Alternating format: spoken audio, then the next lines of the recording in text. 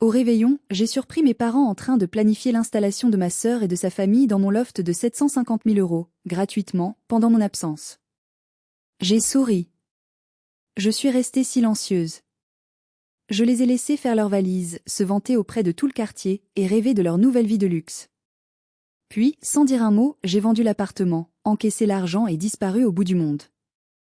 Aujourd'hui, mon téléphone affiche 79 appels manqués, et je n'ai jamais été aussi heureuse. Avant de vous raconter comment j'ai orchestré la destruction totale de leurs illusions, laissez-moi un commentaire pour me dire depuis quelle ville ou quel pays vous m'écoutez, et quelle heure il est chez vous en ce moment. J'adore imaginer ma voix résonner aux quatre coins du monde. Tout a commencé par une nuit de décembre typique à Lyon. Une pluie fine, presque neigeuse, tombait sans discontinuer, transformant les pavés du vieux Lyon en miroirs sombres et glissants. J'étais au volant de mon Audi, les essuie-glaces battant la mesure d'une anxiété que je connaissais trop bien.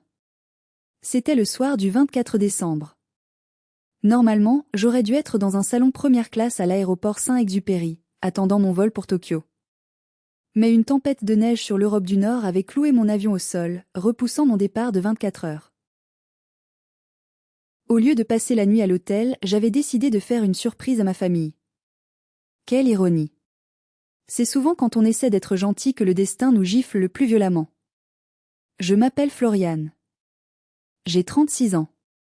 Je suis directrice de la stratégie financière pour une multinationale. Pour le monde extérieur, je suis l'image même de la réussite, une femme indépendante, propriétaire d'un loft spectaculaire dans le quartier prisé de la Croix-Rousse, un ancien atelier de canut que j'ai rénové pierre par pierre. Mais pour les gens qui m'attendaient dans cette maison de banlieue au crépi grisâtre, je n'étais qu'une chose. Pas une fille. Pas une sœur. Une ressource. Un guichet automatique avec un pot. En garant ma voiture un peu plus loin dans la rue pour ne pas bloquer leur allée étroite, j'ai senti ce poids familier s'installer sur ma poitrine. Cette maison.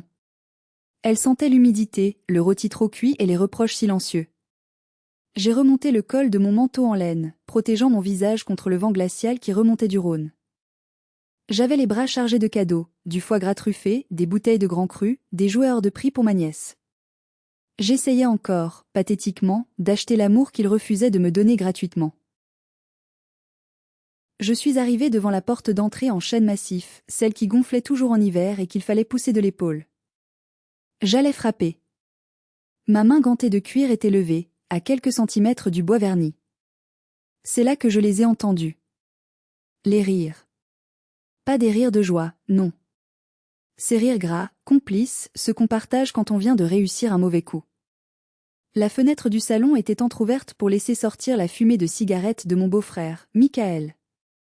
Leur voix me parvenait, claire et distincte, tranchant l'air froid de la nuit comme des lames de rasoir. Je me suis figée. L'instinct, ce sixième sens que j'avais affûté au fil de 15 années de négociations brutales en salle de réunion, m'a hurlé de ne pas bouger. De ne pas faire de bruit. D'écouter. Ce que j'ai entendu dans les 5 minutes qui ont suivi a brisé quelque chose en moi. Ce n'était pas seulement de la méchanceté. C'était une trahison si calculée, si froide, qu'elle a gelé le sang dans mes veines plus sûrement que l'hiver lyonnais. Je pensais rentrer chez moi pour Noël. En réalité, j'entrais sur une scène de crime où la victime, c'était moi. Je me suis collée contre le mur extérieur, dissimulée par l'ombre du grand cyprès que mon père avait planté il y a 30 ans. Mon cœur battait si fort que j'avais peur qu'il l'entende à travers les briques. « Tu es sur quelle part demain matin ?» C'était la voix de Michael, mon beau-frère. Une voix traînante, teintée de cette arrogance injustifiée typique des hommes qui n'ont jamais rien accompli mais qui pensent que le monde leur doit tout. Parce que si elle reste, le plan tombe à l'eau. Oui, elle part, ne t'inquiète pas, a répondu ma mère, Brigitte. Sa voix était douce, mielleuse, le genre de ton qu'elle utilisait pour me manipuler depuis mon enfance. 3 mois au Japon. 3 mois complets. L'appartement sera vide. Vide et gratuit, a ricané ma sœur, Laetitia. La petite dernière. L'enfant chéri. La Golden Child. À 32 ans, elle était enceinte de son deuxième enfant et maîtrisait l'art de la victime perpétuelle à la perfection. Franchement, c'est indécent qu'elle garde ce loft de 180 mètres carrés pour elle toute seule. Elle n'a ni mari, ni enfant. À quoi ça lui sert tout cet espace? Juste pour son ego. J'ai serré les dents. Mon ego? Ce loft était le fruit de mes nuits blanches, de mes week-ends sacrifiés, de 15 ans de travail acharné. Chaque poutre apparente, chaque mètre carré de parquet en chêne massif, je l'avais payé avec ma sueur. Eux, ils n'avaient jamais rien construit. Ils ne faisaient que consommer. Exactement, a renchéri mon père, Jean-Marc.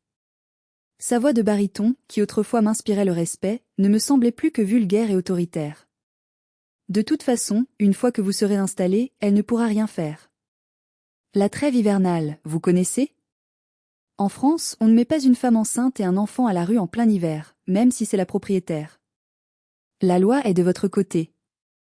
J'ai senti un vertige me saisir. Il ne parlait pas simplement de m'emprunter l'appartement. Il parlait de le squatteur. Ils planifiaient d'utiliser la loi contre moi, leur propre fille, leur propre sœur. Et puis, a continué Michael, le bruit d'un briquet qu'on allume ponctuant sa phrase, je vais enfin pouvoir installer mon setup de gaming dans son bureau. La fibre optique là-bas doit être incroyable. On virera ses dossiers et ses écrans de trading. Elle n'en aura pas besoin. Moi, je veux repeindre la chambre d'amis, a dit Laetitia, rêveuse. Ce gris anthracite qu'elle aime tant, c'est d'un déprimant. Je veux du rose poudré. Et on pourra peut-être vendre quelques-uns de ces meubles design pour acheter le berceau. Elle ne remarquera rien, elle est tellement riche qu'elle ne sait même pas ce qu'elle possède. Vendre mes meubles ? Repeindre mes murs ? Transformer mon sanctuaire, mon refuge, en une extension de leur désordre ? Ma mère a ri. Un petit rire satisfait. C'est la moindre des choses qu'elle puisse faire pour la famille. Après tout, c'est grâce à nous si elle a réussi. Nous lui avons donné la vie. Elle nous doit bien ça. Et puis, Laetitia a besoin de calme pour sa grossesse. L'appartement actuel est trop bruyant. Floriane comprendra. Et si elle ne comprend pas, eh bien, ce sera trop tard. Ce sera trop tard. Cette phrase a résonné dans ma tête comme le glas d'une église. Ils avaient tout prévu. Ils attendaient juste que je leur remette les clés avec un sourire, naïve et serviable comme toujours, pour ensuite s'emparer de ma vie. Ils me voyaient comme une forteresse sans garde, prête à être pillée. La colère, une colère froide et méthodique, a commencé à remplacer le choc. J'ai repensé à toutes les fois où j'avais cédé. Toutes les fois où j'avais payé. J'avais passé ma vie à essayer d'être la fille parfaite pour mériter une miette de leur affection. Mais ce soir, sous la pluie glaciale de Lyon, j'ai réalisé que je ne serais jamais assez bien pour eux. Sauf si je me laissais dévorer jusqu'à l'os. J'ai pris une profonde inspiration. L'air froid a brûlé mes poumons, mais il a aussi clarifié mon esprit. J'ai rajusté mon écharpe. J'ai composé un masque de sérénité sur mon visage. J'allais entrer. J'allais jouer mon rôle. Mais le scénario venait de changer radicalement, et ils n'avaient aucune idée de la fin que je leur réservais. J'ai poussé la porte. Le carillon a tinté, joyeux et innocent, contrastant violemment avec l'atmosphère lourde de conspiration qui régnait dans le salon. Le silence est tombé instantanément. 4 paires d'yeux se sont braqués sur moi. J'ai vu la panique pure traverser le visage de ma mère avant qu'elle ne le masque par un sourire forcé, presque douloureux. Michael a failli s'étouffer avec sa bière. Floriane, s'est exclamée ma mère en se précipitant vers moi, s'essuyant les mains sur son tablier taché de graisse. Mon Dieu, tu nous as fait peur. On ne t'attendait pas si tôt. Le vol ? Annulé. Reporté à demain, ai-je menti avec une fluidité qui m'a surprise moi-même. Je me suis dit que je ne pouvais pas rater le réveillon en famille. J'ai déposé les sacs de cadeaux sur le sol. Ils me regardaient comme si j'étais une bombe à retardement, cherchant le moindre signe indiquant que j'avais entendu leur conversation. Mais mon visage était lisse, impénétrable. J'étais en mode négociation hostile, le mode que j'activais face aux requins de la finance. Sauf que les requins, ce soir, portaient des pulls de Noël ridicules. C'est merveilleux, a balbutié mon père, se levant péniblement de son fauteuil. Il avait l'air coupable, comme un enfant pris la main dans le sac de bonbons. Assieds-toi, on va te servir à boire. Je me suis avancée dans le salon. L'odeur de renfermé m'a saisi à la gorge. C'était un mélange de vieux tapis, de parfums bon marché de Laetitia et de cette odeur indescriptible de stagnation. Michael s'est levé pour me faire de la place, mais dans sa précipitation maladroite ou peut-être était-il déjà ivre, son coude a heurté la desserte en bois derrière lui. Sur cette desserte trônait un objet. Le seul objet de cette maison auquel je tenais. Le vase en cristal de baccarat de ma grand-mère maternelle. Elle me l'avait légué sur son lit de mort, me disant qu'il représentait la clarté et la pureté qu'elle souhaitait pour ma vie. Je l'avais laissé ici temporairement car je faisais refaire les étagères de mon loft et je ne voulais pas qu'il soit abîmé par les ouvriers. Quelle erreur tragique. Le temps a semblé ralentir. J'ai vu le vase basculer. J'ai vu la lumière du lustre se refléter une dernière fois sur ses facettes parfaites. Puis, le bruit. Crash. Un son cristallin, terrible, définitif. Le vase a explosé en 1000 morceaux sur le carrelage démodé. Le silence est revenu, plus lourd encore. J'ai fixé les débris scintillants. C'était comme voir mon cœur éparpillé sur le sol. Ce vase était le dernier lien tangible avec la seule personne qui m'avait aimé sans condition dans cette famille. Michael a regardé les débris, puis moi, et a haussé les épaules avec une indifférence qui m'a donné la nausée. Oups, a-t-il dit. Juste ça. Oups. J'ai attendu. J'ai attendu des excuses. J'ai attendu que mon père le réprimande. J'ai attendu que ma mère soit désolée pour moi. Au lieu de cela, ma mère a soupiré, agacée. Oh, Michael, fais attention. Bon, Florian, ne fais pas cette tête.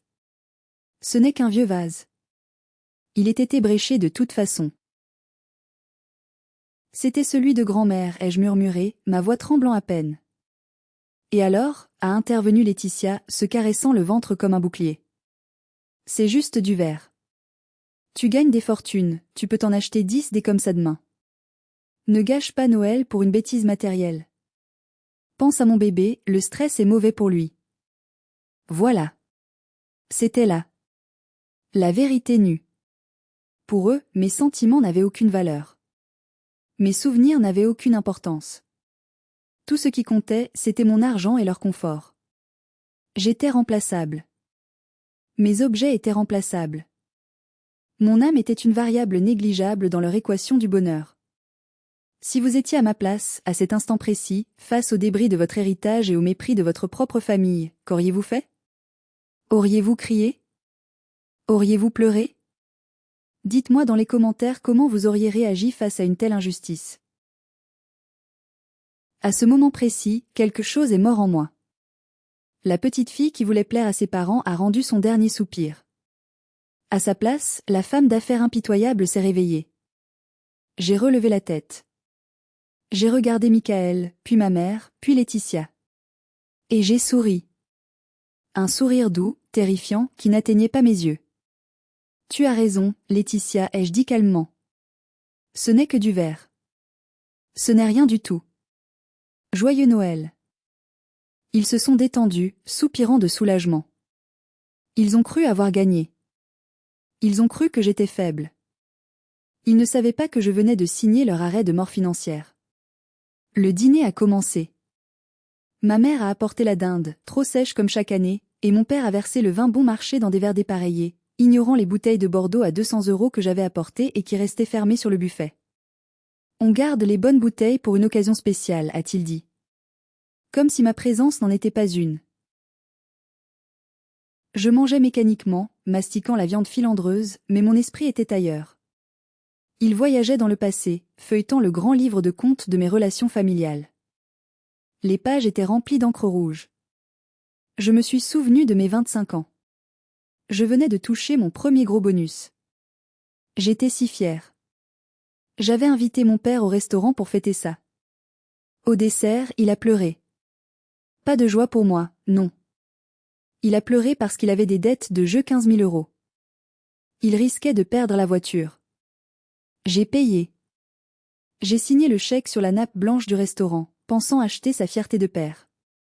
Je n'ai eu droit qu'à un merci ma fille murmurée, et 2 semaines plus tard, il critiquait mon choix de carrière trop masculin. Je me suis souvenu des 30 ans de Michael. Il voulait lancer une entreprise de coaching de vie, une arnaque pyramidale en réalité. Personne ne voulait lui prêter un centime. Laetitia m'a supplié. C'est son rêve, Florian. Toi tu as tout, aide-le. J'ai signé une caution solidaire de 20 000 euros.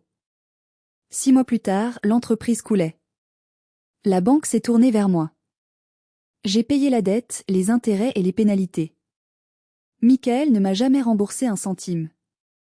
Il a même eu l'audace de dire que c'était ma faute, que je lui avais porté la poisse avec mon énergie négative. Et puis il y avait le quotidien. Les petites dépenses. L'assurance santé complémentaire Gold de ma mère que je réglais par prélèvement automatique, 150 € au mois, parce qu'elle disait avoir les os fragiles. Les frais de scolarité de la fille aînée de Laetitia dans cette école privée bilingue, 800 € au mois, parce que l'école publique n'est pas assez bien pour elle. J'étais la vache à lait. Le bouc émissaire. Celle qu'on appelle quand il y a un problème et qu'on oublie quand il y a une fête. Laetitia était la princesse fragile qu'il fallait protéger. Moi, j'étais le roc qu'on pouvait frapper à coups de pioche sans jamais se demander s'il allait se fissurer. Je les observais autour de la table. Ils mangeaient avec appétit, riant la bouche pleine, s'échangeant des blagues que je ne comprenais pas. Ils étaient une tribu soudée. J'étais l'étrangère invitée par pitié, dont on convoitait les richesses. Alors, Florian, a commencé mon père, s'essuyant la bouche avec le revers de sa main. Le moment était venu. L'attaque frontale. Ce voyage au Japon. C'est excitant, non? Très, ai-je répondu, posant mes couverts. Une opportunité unique. Et ton appartement? Il va rester vide tout ce temps? C'est dangereux, tu sais. Avec tous les cambriolages à la Croix-Rousse. Il me prenait pour une imbécile. Mon immeuble avait un gardien, des caméras et un système d'alarme relié à la police. C'était plus sûr que l'Élysée. Mais j'ai vu l'ouverture. Je savais exactement où il voulait en venir. Au lieu de me défendre, au lieu de dire non, j'ai décidé d'ouvrir la porte de la cage moi-même. J'ai décidé de les inviter dans le piège. Tu sais papa, j'y pensais justement, ai-je dit, ma voix douce et posée. Ça m'inquiète de le laisser vide. Les plantes vont mourir. La poussière va s'accumuler. Leurs yeux se sont illuminés. C'était presque comique. On aurait dit des loups sentant l'odeur du sang frais. Vraiment? A demandé Laetitia, sa voix montant d'une octave, feignant la surprise. C'est vrai que ce serait dommage. Je me disais. J'ai marqué une pause théâtrale, faisant tourner le vin médiocre dans mon verre. Que peut-être, tu voudrais y rester? Toi et Michael? Juste pour les 3 mois. L'air y est plus sain, c'est calme, il y a l'ascenseur. Ce serait parfait pour ta grossesse. Le silence a explosé. Michael a lâché sa fourchette. Ma mère a porté les mains à sa bouche. Ils n'en croyaient pas leurs oreilles. Ils avaient préparé un siège, une guerre d'usure, des arguments juridiques, et voilà que je leur ouvrais les portes de la citadelle avant même qu'il n'ait sorti le bélier. Oh, Florian, s'est exclamée ma mère, les larmes aux yeux des larmes de crocodile, j'en étais sûre. C'est un geste magnifique. Tu vois Jean-Marc, je t'avais dit qu'elle avait bon cœur au fond. Au fond. Comme si ma bonté était une anomalie enfouie sous des couches de méchanceté. C'est super sympa, a bafouillé Michael, retrouvant instantanément son arrogance. Ouais, on pourra surveiller le courrier. Et arroser les plantes. T'inquiète pas, on va gérer. Il y a juste une chose, ai-je ajouté. Je pars le 26 au matin pour Paris, puis Tokyo. Je laisserai les clés sous le paillasson le 28 décembre au matin. La femme de ménage doit passer une dernière fois le 27 pour tout nettoyer à fond. Vous pourrez emménager le 28 à partir de 10 heures. Ça vous va? Le 28, c'est parfait, a crié Laetitia. Elle sortait déjà son téléphone, probablement pour commander des rideaux ou posters sur Facebook qu'elle déménageait dans un loft de luxe. Par contre, a dit Michael, plissant les yeux. Ton bureau. Il y a beaucoup de matériel. On peut le bouger? Faites comme chez vous, ai-je répondu avec un sourire radieux. Vraiment. Réarrangez les meubles si vous voulez. Je veux que vous soyez à l'aise. Ils ont échangé des regards complices. Ils pensaient avoir gagné le jackpot. Ils s'imaginaient déjà maître des lieux, repeignant mes murs gris en rose bonbon, installant leur désordre dans mon minimalisme zen. J'ai levé mon verre. À la famille, ai-je dit. À la famille, ont-ils répondu en chœur, choquant leur verre contre le mien avec un enthousiasme vulgaire. Je buvais à leur perte. Ils buvaient à leur triomphe. Le reste de la soirée a été une torture nécessaire. J'ai dû écouter Laetitia planifier la décoration de sa nouvelle chambre, la mienne. J'ai dû écouter Michael se vanter qu'il allait inviter ses potes pour des soirées FIFA sur mon écran géant. J'ai dû écouter ma mère me dire à quel point elle était fière que je serve enfin à quelque chose. J'ai quitté leur maison vers minuit, prétextant la fatigue et le vol du lendemain. On ne se verra pas avant ton départ, a dit mon père sur le pas de la porte. Bon voyage. Et merci pour les clés. Tu es une bonne fille. Une bonne fille. Jusqu'à cette nuit. Nous nous sommes rencontrés le 26 décembre au matin, dans un café discret près de la gare de la Pardieu. Il portait un costume italien impeccable et une montre qui valait plus que la maison de mes parents. 650 000 €, a-t-il dit sans lever les yeux de son café noir. C'est mon offre finale. C'est 100 000 € en dessous du marché, mademoiselle Floriane. Mais vous voulez du cash, tout de suite et sans question. J'accepte le prix, ai-je répondu, imperturbable. Mais à 2 conditions. Elles sont non négociables. Il a levé un sourcil, intrigué. Je vous écoute. Premièrement, la vente doit être signée électroniquement aujourd'hui même. Virement instantané. Deuxièmement, je me suis penché en avant. Je veux une clause de rénovation immédiate. Vous prenez possession des lieux le 28 décembre à 9 h du matin. Et à 9 h 05, je veux que vos équipes commencent la démolition intérieure.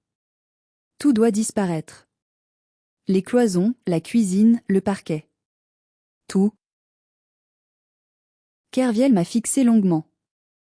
Un sourire lent, carnassier, s'est dessiné sur ses lèvres. Il a compris. Il ne connaissait pas les détails, mais il reconnaissait l'odeur de la vengeance.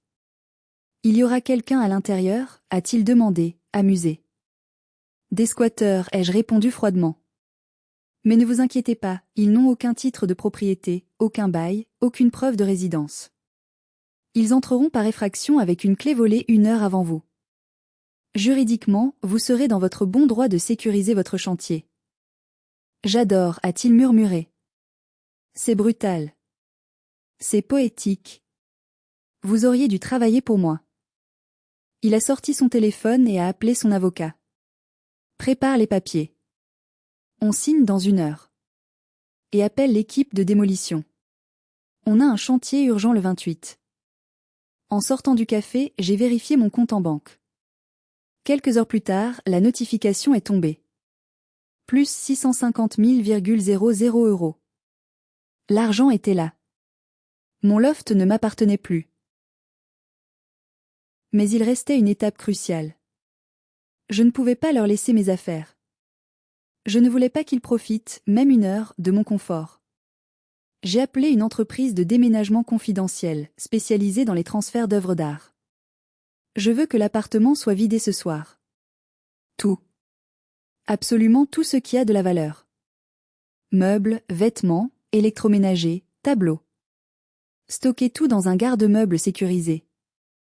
Et on laisse l'appartement vide, a demandé le chef d'équipe au téléphone. Non, ai-je répondu. C'est là que ça devient amusant. J'ai pris ma voiture et je me suis dirigé vers la périphérie de Lyon, vers un immense dépôt Emmaüs et les poubelles d'une zone industrielle. J'allais faire du shopping. Mais pas le genre de shopping dont on rêve. J'allais mettre en scène le décor de théâtre le plus sordide de l'histoire familiale. Le 27 décembre a été une journée épuisante, mais étrangement jubilatoire. Pendant que mes parents et ma sœur rêvaient de bains moussants dans ma baignoire jacuzzi, je transformais mon palais en taudis. Une fois mes meubles de design italien évacués par les déménageurs professionnels, l'immense espace du loft résonnait de vide. C'était triste, mais nécessaire. J'ai caressé une dernière fois le mur de briques que j'avais passé des semaines à rejointoyer. Désolé, ai-je chuchoté. C'est le seul moyen. Puis, le camion de livraison spéciale est arrivé. J'avais payé 2 étudiants pour m'aider à monter les nouveaux meubles que j'avais dénichés. Au centre du salon, là où trônait autrefois mon canapé Roche-Beaubois en cuir blanc, nous avons installé une horreur. un canapé en velours côtelé orange des années 70, récupéré dans une benne. Il sentait le tabac froid, l'urine de chat et la moisissure. Il y avait une tache suspecte, sombre et collante, sur l'accoudoir droit. Parfait. Pour la salle à manger, j'avais trouvé une table en formica dont un pied était plus court de 3 centimètres. Elle vacillait dès qu'on la touchait. Les chaises étaient en plastique de jardin, blanchies par le soleil et cassantes. Dans la chambre principale, la future suite royale de Laetitia et Michael, j'ai mis un matelas que j'avais acheté pour 10 € à un voisin qui s'en débarrassait. Les ressorts sortaient du tissu jauni. J'ai saupoudré un peu de poussière d'aspirateur dessus pour l'effet allergie immédiate. Pas de drap. Juste ce matelas nu, hostile, posé à même le sol. Dans la cuisine, j'ai remplacé ma machine à expresso encastrée, que j'avais fait démonter, par une cafetière à filtre en plastique, dont la verseuse était fêlée. J'ai débranché le frigo principal et j'en ai installé un petit, bruyant, dont le joint de porte pendouillait. À l'intérieur, j'ai laissé une brique de lait ouverte depuis 3 jours. L'odeur commençait déjà à tourner. J'ai retiré toutes les ampoules des lustres, ne laissant que des ampoules nues de 40 watts qui diffusaient une lumière jaunâtre et sinistre. L'effet global était saisissant. De l'extérieur, c'était un immeuble de luxe. Mais une fois la porte passée, c'était un squat. C'était une représentation physique de notre relation, une façade brillante cachant une réalité pourrie. Avant de partir, j'ai installé 3 petites caméras IP discrètes, connectées en 4G. Une dans le salon, une dans la cuisine, une dans le couloir d'entrée. Je voulais voir leur visage. Je voulais voir le moment exact où leurs rêves se heurteraient à ma réalité. Il restait une dernière touche. La touche finale. Le coup de grâce. Je suis allé dans mon bureau, maintenant vide à l'exception d'une chaise bancale. J'ai sorti de mon sac 4 boîtes cadeaux. Je les avais emballées avec un papier rouge et or magnifique, digne des plus grandes bijouteries. J'ai collé des étiquettes calligraphiées à la main, pour papa, pour maman, pour Laetitia, pour Michael. Je les ai posées bien en évidence sur la table bancale du salon. Ils allaient penser que c'était de l'argent. Ou des clés de voiture. Ou des bijoux. Ils allaient se jeter dessus avec cette avidité qui me dégoûtait tant. Je me suis tenue une dernière fois au milieu de ce décor grotesque. J'ai regardé l'heure. Il était 20 heures. J'avais un avion à 6 heures le lendemain matin. J'ai déposé le double des clés sous le paillasson, comme promis. Bienvenue chez vous, ai-je murmuré en fermant la porte à double tour. Je n'avais aucun remords. Pas une once. Ils voulaient ma vie. Ils allaient la voir. Mais ils allaient découvrir que sans moi pour la financer, ma vie n'était qu'une coquille vide, sale et inconfortable. Je dois vous dire ce qu'il y avait dans ces boîtes. C'est important. C'est la clé de voûte de ma vengeance. Ce n'était pas de la mesquinerie gratuite. C'était de la justice administrative. Pendant des années, j'avais agi comme le tampon financier de cette famille. J'avais absorbé les chocs, comblé les trous, lissé les problèmes. J'avais rendu leur vie confortable en sacrifiant la mienne. En partant, je ne faisais que retirer ce tampon. Je laissais la gravité reprendre ses droits. Dans la boîte de papa, Jean-Marc, j'avais mis un dossier épais. D'abord, la lettre de résiliation de son abonnement au club de golf, 2000 € an, que je payais secrètement pour qu'il puisse réseauter. Ensuite, et c'était le plus lourd, les avis d'imposition foncière de leur maison. Il pensait qu'il était exonéré en raison de son âge. Faux. Je payais ses impôts fonciers depuis 5 ans, environ un 8 cents € an, en me faisant passer pour son comptable. J'avais inclus une lettre officielle expliquant que le tiers payant, moi, cessait tout versement immédiatement. Enfin, les reconnaissances de dettes de ses amis de bistrot qu'il avait signées et que j'avais rachetées pour éviter qu'on ne lui brise les jambes. Je lui rendais ses dettes. Elles étaient à nouveau exigibles. Dans la boîte de maman, Brigitte, il y avait la réalité crue de son train de vie. Elle possédait une carte de crédit supplémentaire rattachée à mon compte. Elle l'utilisait pour les urgences, qui s'avéraient être des séances chez le coiffeur, des vêtements de marque et des déjeuners avec ses copines. Dans la boîte, j'avais mis la carte coupée en 2 au ciseau. En dessous, les relevés bancaires des 12 derniers mois, avec surligné en jaune toutes ses dépenses futiles, totalisant plus de 8 000 €. Et le coup fatal, la lettre de résiliation de son assurance Santé Gold. À partir de minuit ce soir-là, elle retombait au régime général de base. Fini la chambre particulière en clinique pour ses migraines imaginaires. Dans la boîte de Michael, c'était plus juridique. Il avait contracté un prêt pour une voiture de sport d'occasion, une Porsche Cayenne rincée, il y a 2 ans. J'étais garante. Il avait arrêté de payer les mensualités il y a 6 mois, pariant que je paierais pour éviter d'être fiché à la Banque de France. Il avait raison, j'avais payé. Mais avant de partir, j'avais vu mon avocat. J'avais utilisé une clause de subrogation. J'avais payé la banque, certes, mais la dette m'appartenait désormais. Et j'avais cédé cette dette à une société de recouvrement très agressive. Dans sa boîte, il y avait la notification officielle, la saisie du véhicule était programmée pour le 2 janvier. Et pour Laetitia, ma chère sœur. Le cadeau le plus précieux. La responsabilité. Elle voulait accoucher dans une clinique privée ultra chic des Monts d'Or. J'avais signé pour couvrir les frais, environ 4 000 € de dépassement d'honoraires. Dans la boîte, l'annulation de ma prise en charge. Si elle voulait cette clinique, elle devait sortir le chéquier. Et aussi, une plainte déposée. L'année dernière, elle m'avait volé un bracelet en or. Elle avait juré l'avoir perdu. Je l'avais retrouvé le portant sur une photo Instagram. J'avais imprimé la photo et la copie de la plainte pour vol domestique. Je ne comptais pas l'envoyer en prison, mais je voulais qu'elle sache que je savais. Et que la police savait. J'avais aussi glissé une petite carte au fond de chaque boîte. Un seul mot, écrit à l'encre noire, débrouille-toi. C'était cruel? Peut-être. Mais leur comportement au dîner de Noël m'avait prouvé qu'ils ne comprendraient jamais la douceur. Ils ne comprenaient que la force. Ils avaient confondu ma gentillesse avec de la faiblesse. Ils allaient apprendre la différence, et la leçon allait leur coûter très, très cher. 28 décembre. 8h30 du matin. J'étais confortablement installé dans le salon VIP du terminal de l'aéroport, une coupe de champagne à la main. Dehors, il pleuvait toujours sur Lyon, mais ici, c'était calme, luxueux et chaud. J'ai ouvert mon ordinateur portable. J'ai lancé le logiciel de surveillance. L'écran s'est allumé, montrant mon ancien salon en haute définition. À 8h45, la porte s'est ouverte. Ils sont entrés comme des conquérants. Michael en tête, portant un carton de bière, priorité oblige. Laetitia suivait, traînant une grosse valise à roulettes. Mes parents fermaient la marche, chargés de sacs de courses. « On est chez nous », a hurlé Michael en entrant. Puis, ils se sont arrêtés. Le silence dans le salon était presque audible à travers les haut-parleurs de mon Mac. Michael a lâché son carton de bière sur le sol. « C'est quoi ce bordel » a-t-il aboyé. Où sont les meubles? Laetitia a fait un tour sur elle-même, les yeux écarquillés d'horreur. Le canapé. Maman, regarde le canapé. C'est une ordure. Et où est la télé géante? Elle m'avait dit qu'on pouvait regarder des films. Ma mère s'est précipitée vers la cuisine. Je l'ai vue ouvrir le petit frigo déglingué. Elle a reculé en se pinçant le nez. Ça pue le lait pourri. Floriane a tout emmené. La garce. Elle a tout vidé.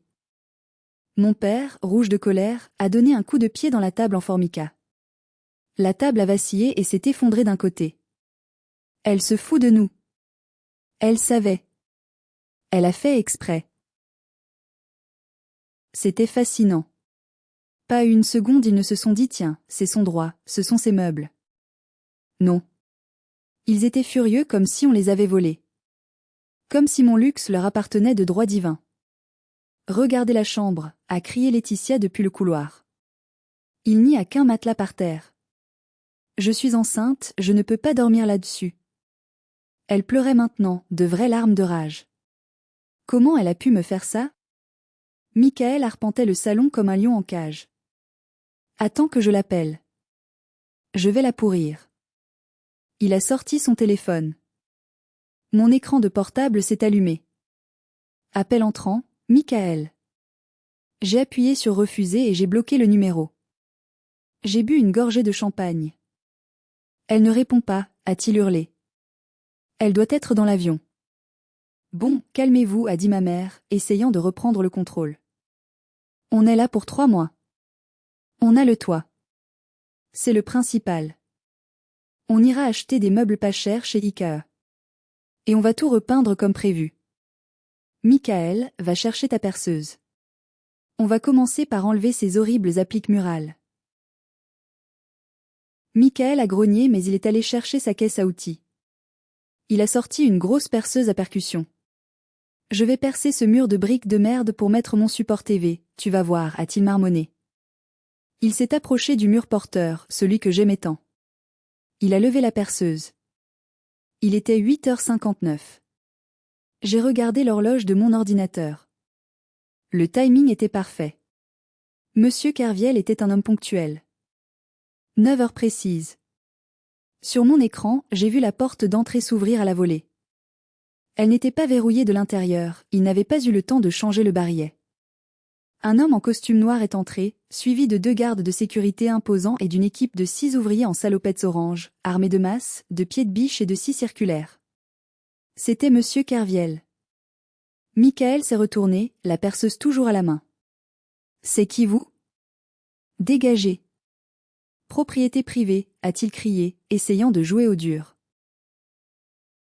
Kerviel n'a même pas ralenti. Il a marché jusqu'au centre de la pièce, ignorant royalement les cris de ma famille. Coupez l'électricité et l'eau, a-t-il ordonné à son chef de chantier. Et commencez à abattre la cloison de la cuisine. Et je vous parle. Michael s'est avancé vers Kerviel, menaçant. Un des gardes de sécurité s'est interposé, repoussant Michael d'une main ferme sans faire d'effort. Michael a trébuché et est tombé sur le canapé puant. Mon père s'est interposé, tremblant de rage. J'appelle la police. Ma fille est propriétaire ici. Vous n'avez pas le droit. Kerviel a sorti un document de sa poche intérieure.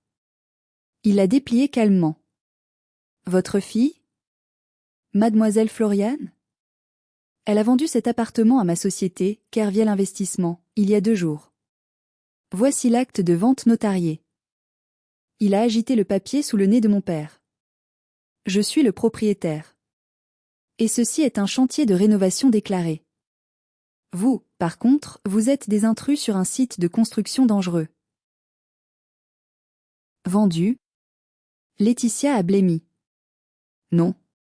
C'est impossible. Elle nous a donné les clés.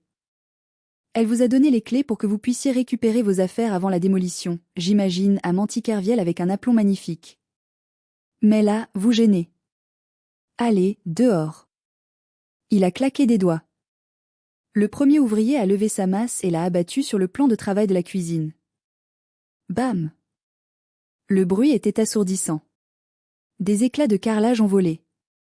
Ma mère a hurlé. Laetitia s'est mise à crier en tenant son ventre. Arrêtez. Je suis enceinte. Vous êtes fou. Raison de plus pour sortir, madame, a dit Kerviel froidement. Il va y avoir de la poussière d'amiante. Sortez. Immédiatement. Un autre ouvrier a commencé à arracher le parquet avec un pied de biche. Le bruit du bois qui craque, ce chêne centenaire que j'avais tant aimé, m'a fait un petit pincement au cœur, mais voir la terreur sur le visage de Michael en valait la peine. C'est un cauchemar. Pleurait ma mère. Floriane. Pourquoi? Les gardes de sécurité ont commencé à les pousser vers la sortie. Ils n'avaient pas le choix. C'était le chaos. La poussière de plâtre commençait à remplir l'air. Le bruit des scies électriques couvrait leurs protestations. Ils ont attrapé leur sac à la hâte. Michael a essayé de prendre la perceuse mais un ouvrier lui a arraché des mains. Matériel de chantier, touche pas à ça. Ils ont été refoulés dans le couloir commun de l'immeuble, sous le regard curieux des voisins qui avaient ouvert leurs portes à cause du vacarme. C'est là, dans le couloir froid, entassés avec leurs valises et leurs illusions brisées, que ma mère a vu qu'elle tenait toujours quelque chose dans ses mains. Dans la panique, elle avait instinctivement attrapé les objets les plus brillants sur la table, les boîtes cadeaux. Les cadeaux? A-t-elle haleté, les yeux fous? Elle a laissé de l'argent. C'est sûr. Elle a vendu l'appart, elle nous a laissé notre part dans les boîtes. L'espoir. C'était la chose la plus cruelle que je leur avais laissée. L'espoir que, malgré tout, je sois encore leur idiote utile. Ouvre. Vite, a crié Michael. Sur mon écran, je les ai vus déchirer le papier doré avec des mains tremblantes. La scène était digne d'une peinture de la Renaissance, la cupidité punie. Le premier cri est venu de Michael.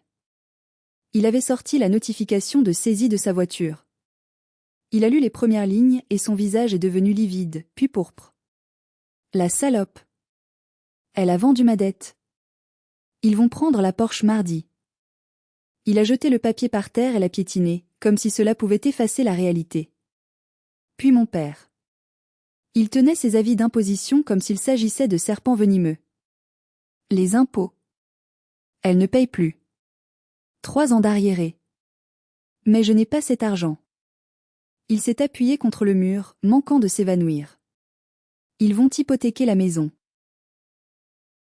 Ma mère fixait sa carte de crédit coupée en 2. Elle ne criait pas.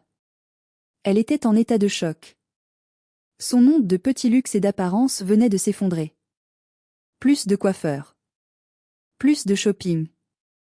Juste la retraite minable de mon père et des dettes. Et enfin, Laetitia. Elle lisait la lettre concernant la clinique. Je dois accoucher à l'hôpital public, a-t-elle geint, comme si c'était une condamnation à mort. Mais c'est sale. Je voulais la suite avec vue sur le jardin. Puis elle a vu la copie de la plainte pour le vol du bracelet. Elle s'est tue brusquement, regardant autour d'elle avec peur, réalisant que je pouvais l'envoyer au tribunal d'un claquement de doigts. Dans le couloir, c'était la débandade. Les voisins commençaient à sortir, chuchotant, pointant du doigt cette famille bruyante qui se faisait humilier publiquement. La police municipale, appelée par Kerviel pour trouble à l'ordre public, arrivait au bout du couloir. Je les ai vus essayer de se justifier auprès des policiers, agitant leurs papiers, criant au complot. Mais les policiers ne voyaient que des gens hystériques perturbant un immeuble calme.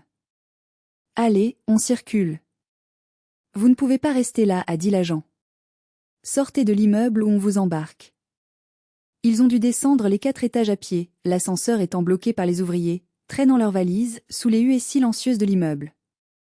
Je les ai regardés sortir sur le trottoir. Il pleuvait toujours. Ils étaient là, sur le pavé mouillé, sans abri, sans plan B, et surtout, sans moi pour les sauver. Mon téléphone vibrait sans arrêt. 50 appels. 60 appels. 79 appels. Des messages d'insultes. Des messages de supplication. Tu ne peux pas nous faire ça. On est ta famille. Pardon, reviens, on t'aime. J'ai tapé un dernier message dans le groupe WhatsApp familial Famille Bonheur. J'étais derrière la porte le soir de Noël. J'ai tout entendu. Le loft, le squat, le mépris. Vous vouliez une vie sans moi? La voilà. Profitez de votre indépendance. Je ne suis plus votre fille, ni votre sœur. Je suis juste une étrangère que vous avez trop longtemps volée. Adieu. Puis j'ai quitté le groupe. J'ai retiré ma carte SIM, je l'ai cassée en 2 et je l'ai jetée dans une poubelle de l'aéroport. L'hôtesse a appelé mon vol. Embarquement immédiat pour Tokyo. J'ai fermé mon ordinateur. J'ai pris mon sac. Je me sentais légère. Plus légère que je ne l'avais jamais été de toute ma vie.